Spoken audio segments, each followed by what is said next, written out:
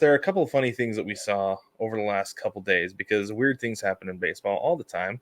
So first things first, Elly De La Cruz, can we just he threw a ball 106.9 miles per hour across the infield to first base. This is according to StatCast. Got to look at this because, as you can imagine, this ball was hot, too hot for anybody to handle. He has that little crow hop there, and it flies up above.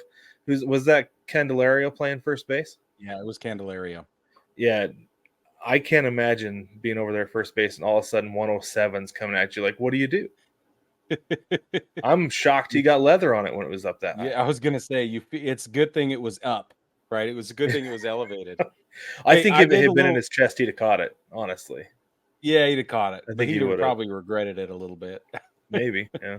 From that distance, I think, though, what's interesting is that Elly De La Cruz very often hits the ball hard enough that it comes off his bat at 107, 108. Yeah. Mm-hmm. He threw the ball as hard as he hits the ball. That's I thought that was interesting. Yeah, it's crazy. That was insane. And I can't believe, legitimately that he throws the ball that hard because I heard Mitch Garver talking about the scouting report of the Mariners pitching staff, and he was saying that Logan Gilbert's so tall that his 97 plays at about 107. So I'm like, could you imagine seeing that in the box? Whoa, no.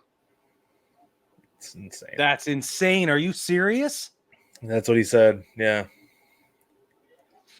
Okay. So that's why Logan Gilbert is so hard to hit. They wait for his off-speed stuff. Anyway, another funny thing we saw actually today during a day game, because weird stuff happens during day games all the time.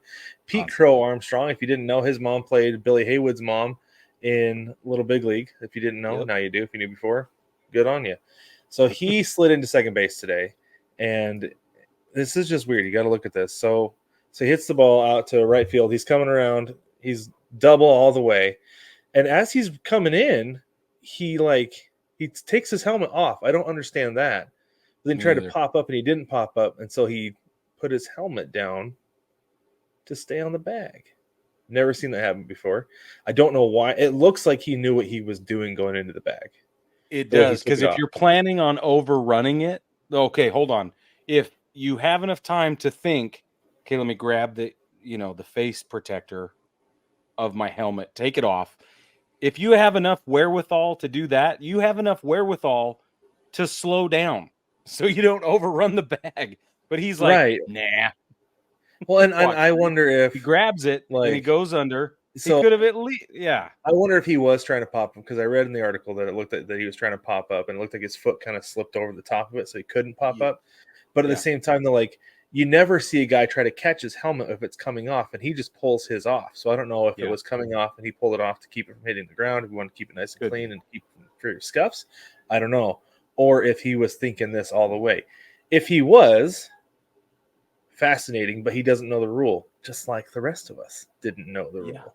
We didn't know the because rule. It took SNY reporter Steve Gelbs reaching out to Major League Baseball to be like, hey, this happened today.